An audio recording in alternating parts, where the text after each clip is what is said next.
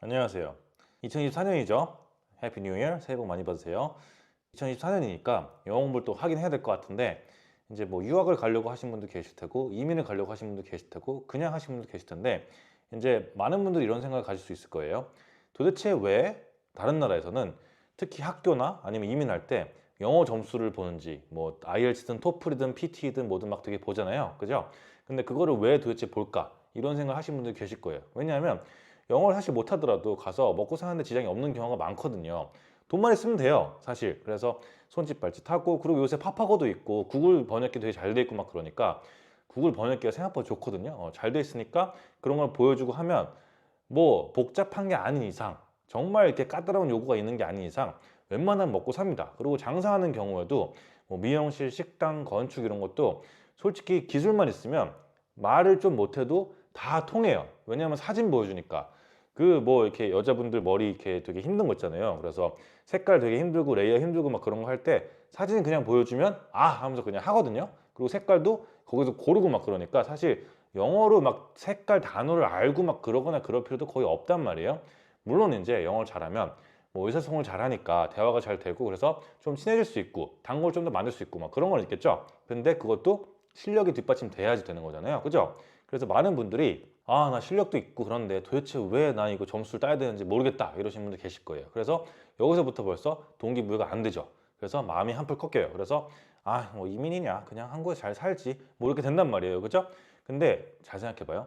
유학이나 이민이라는 것 자체가 그 나라에서 그 사람이 잘 살아서 세금을 내는 걸 원하기 때문에 하는 거란 말이에요.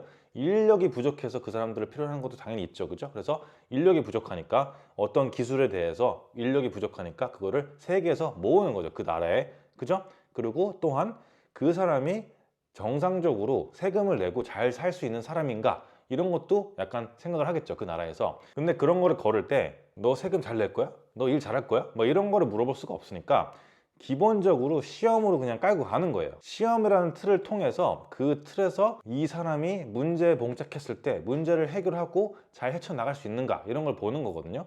물론 열심히 사신 분들 같은 경우에야 문제가 생기면 당연히 헤쳐나가고 개선시키려고 하고 발전시키겠죠. 근데 그 나라 입장에서는 그걸 모르니까 이 사람이 어떻게 살아왔는지 모르기 때문에 그냥 영어 시험 하나로 퉁을 치는 거죠. 그리고 영어 시험을 일단 봤으면 그래도 아, 이 정도 수준은 되니까 이 나라에 와서 뭐 미국이든 뭐 영어권 국가 있잖아요. 그 나라에서 그냥 먹고 사는 데는 그래도 문제가 없고 잘 살 수 있겠구나 이렇게 생각을 하는 거죠. 내가 따로 도움을 주지 않더라도 그 나라에서. 그리고 막말로 그 나라가 그렇게 생각할 것 같지 않지만 영어를 못해서 사기를 당하면 어떡하지? 이런 생각도 할 수 있을 것 같아요. 약간은. 그죠? 그래서 그런 영어 시험을 도입시켜 가지고 점수 몇 점으로 해서 이렇게 하자 이렇게 정한 사람들이 그런 여러 가지 생각을 갖고 만들었겠죠. 그래서 제가 생각했을 때는 이 영어 시험이라는 것 자체가 사실은 문제 해결하는 거라고 생각해요. 네 가지 과목 있잖아요. 스피킹, 리스닝, 라이팅, 뭐 리딩 해가지고 네 가지 과목 있잖아요. 근데 그 과목에 대해서 내가 어떤 정보를 가지고 어떻게 공부를 해서 이 문제들을 잘 해결할지 이런 걸 계속 생각하게 하는 그런 시험이라고 생각하거든요. 그래서 영어 실력도 되게 중요하지만 영어 실력이 뛰어난데도 불구하고 시험을 못 보는 사람들이 있단 말이에요. 잘 그 실력에 비해서. 그러니까 결국에는 그 시험 틀에 갇힌 거긴 하지만 거기서 문제 해결하는 거를 또 파악할 수 있다고 생각하거든요. 그리고 유학 가는 분들 같은 경우에 아카데믹 리딩이 솔직히 어렵잖아요. 토플도 그렇고 뭐 IELTS도 그렇고 PT도 그렇고 리딩이 되게 어렵거든요. 단어도 그렇고. 근데 그 단어를 다 알라는 게 아니고 거기서 파악을 한 다음에 문제만 풀 수 있으면 되는 거예요, 사실은. 그래서 영어 실력이 그렇게 뛰어나지 않더라도 대충 보고 적당히 파악한 다음에 그 나머지 일반적인 단어들을 다 알고 나면은 그 나머지 것들을 통해서 유추해가지고 그 단어 뜻을 해석한 다음에 풀고 그런 경우도 꽤 많거든요. 저 같은 경우에 토플이나 IELTS 볼 때 단어를 다 알지 못하는 경우도 꽤 있어요. 근데 유출해서 풀죠. 그렇기 때문에 제가 생각했을 때는 이 영어 시험은 그 나라에서 살기 위한 최소한의 문제 해결 능력을 요구하는 게 아닌가 이런 생각할 때가 되게 많아요. 왜냐하면 어떤 분들 같은 경우에는 가고 싶다고 생각한 다음에 영어 시험을 봐야지라고 생각한 다음에 그냥 아무것도 안 하고 보통 유튜브는 대충 찾아본 다음에 아 모르겠다 이러고 주변에 물어보고 검색 좀 해본 다음에 그러고 그냥 말거든요. 근데 그런 열정 가지고는 사실 해외에서 살아남기 힘들단 말이에요. 아까도 얘기했죠? 모든 나라가 열심히 일해서 세금을 꼬박꼬박 낼 수 있는 사람들을 원하거든요. 근데 귀찮고 별로 알아보지도 않고 그냥 대충 이렇게 하고 와 모르겠어 이런 사람들은 별로 원치 않는다 이거죠. 그러니까 여러분 생각했을 때 아, 영어 시험 너무 짜증나고 이거 보고 싫고 막 그런데 이거 왜 봐야 돼? 이렇게 생각할 수 있죠, 당연히. 그죠? 근데 이런 것들 한번 생각해 보세요. 그래서 내가 잘 알아보고 이런 시험이 이런 문제 해결 능력을 요구하는구나. 그래서 아, 이런 것들 내가 갖춰야겠다. 그래서 이런 것들을 파헤치고 검색해 보고, 사실 검색만 잘해도 공부를 할 수 있는 방법들 되게 많거든요. 근데 검색을 하고 실행을 하고 공부까지 하는 사람들은 많지 않잖아요. 그리고 제 유튜브에도 제가 자세하게 올린 것도 되게 많단 말이에요. 근데 그런 것들은 댓글이 별로 없는 경우가 많고, 다른 영상에 좀 약간 제가 생각했을 때는 좀 말도 안 되는 질문들을 물어볼 때가 있거든요. 어떤 분이 저번에 그러더라고요. 한국에서 어떤 걸 하시는데 그 직종으로 캐나다 유학 가려면 몇 점이 필요하나요? 이렇게 저한테 물어보는 거예요. 근데 저는 이민업체가 아니잖아요. 근데 저한테 그걸 왜 물어보신지 이해할 수가 없거든요, 솔직히 말해서. 그런 거는 솔직히 검색만 해봐도 솔직히 한국어로 검색해도 다 나와요, 웬만하면은. 너무 희귀한 직종이 아닌 이상. 근데 희귀한 직종이 아니었거든요.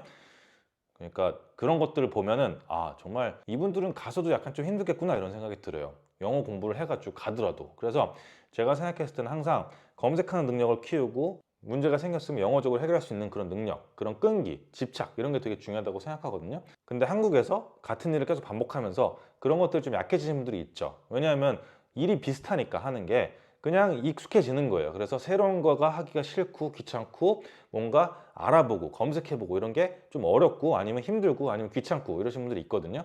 근데 그런 것들을 벗어나야 돼요, 가실 거면. 한국이 난 싫고 지겹고 아, 한국 이거 너무 나 마음에 안 드니까 나 다른 나라 가볼 거야, 한번 해볼래, 이러신 분들은 그런 것들에 익숙해져야 돼요. 매일매일이 검색이라고 생각하면 돼요. 특히 캐나다 같은 경우에는 법이 주마다 계속 바뀌거든요. 그래서 어떤 주는 뭐가 갑자기 생기고 어떤 주는 뭐가 갑자기 생기고 막 이러면서 계속 바뀌어요. 그러면 검색을 거의 매주 해야 된단 말이에요.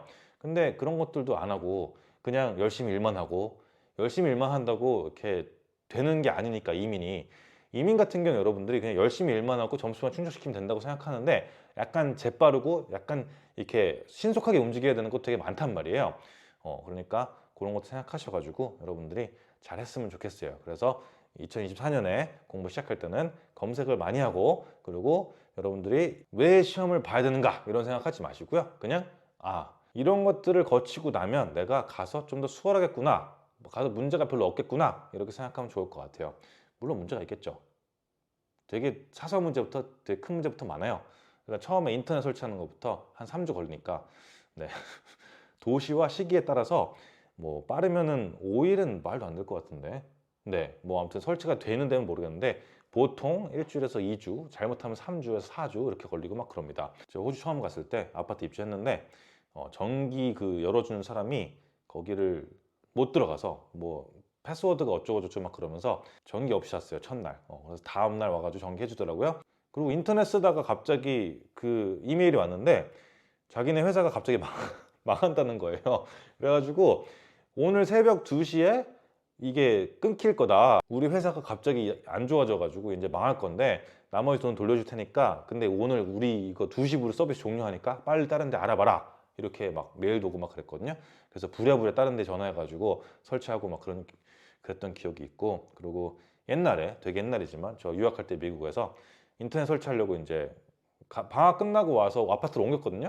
그래서 한국에서 방학을 보내고 그 다음에 갔는데 그때가 이제 개강 시즌이고 막 그러니까 밀렸나 봐요. 그래서 인터넷 설치하고 싶다 그러니까 너 한 3주 기다려야 되는데, 그래가지고 3주를 기다린 적이 있습니다, 실제로. 그래서 그때는 거의 이제 집에서는 인터넷을 핸드폰만 하고 이제 컴퓨터는 이제 도서관 가서 이제 컴퓨터 사용하고 막 그랬죠. 와이파이가 없으니까. 네, 그래서 그랬던 기억이 있어요. 그리고 그거 말고도 되게 많아요, 사소한 거. 그리고 안 좋은 거지만 이제 뭐 차 사고 나가지고 이제 수리하러 맡겼는데 렌트카가 안 나오거나, 렌트카가 나오게 특약을 하면 좋지만 안 나오게 되는 경우도 꽤 많거든요.